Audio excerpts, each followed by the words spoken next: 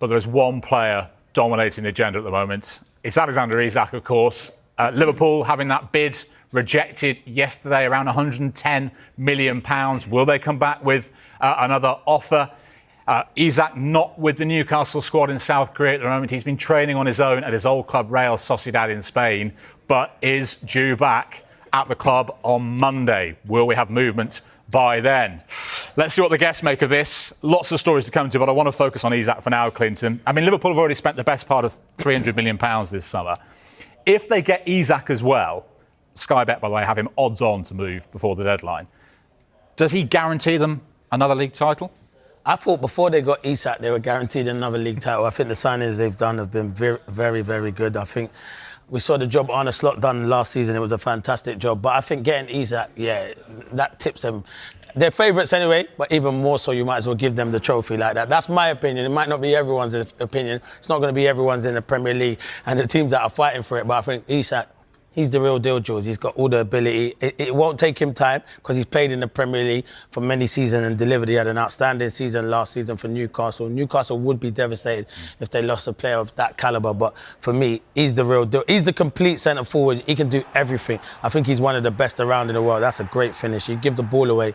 He scores all kinds of different goals. His movement's good. This is a header that comes to him at the back post. Really good finish. And I like him. I think Liverpool would be outstanding. It'll improve Liverpool. And he's an outstanding player, but Newcastle will miss him if the deal goes ahead. 27 goals in all competitions last season, Joby, including, of course, at Wembley against Liverpool in the Carabao Cup final. Newcastle value him at 150 million. The first bid was 110. 150 million pounds. He's clearly very good. Is he worth that?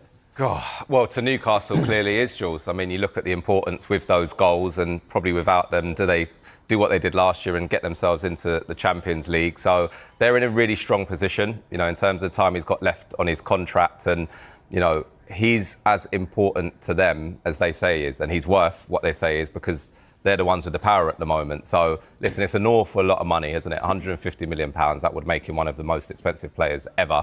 But like Clinton said, for me, if you look in world football, is there a more complete number 9? And I think the way that Liverpool play as well, you know, we saw with Diaz having to drop in at times last year and being that link player as well, he can go in behind. I don't think they're quite going to get to 150, but clearly that's their starting point, and they can be really, really bullish with that figure.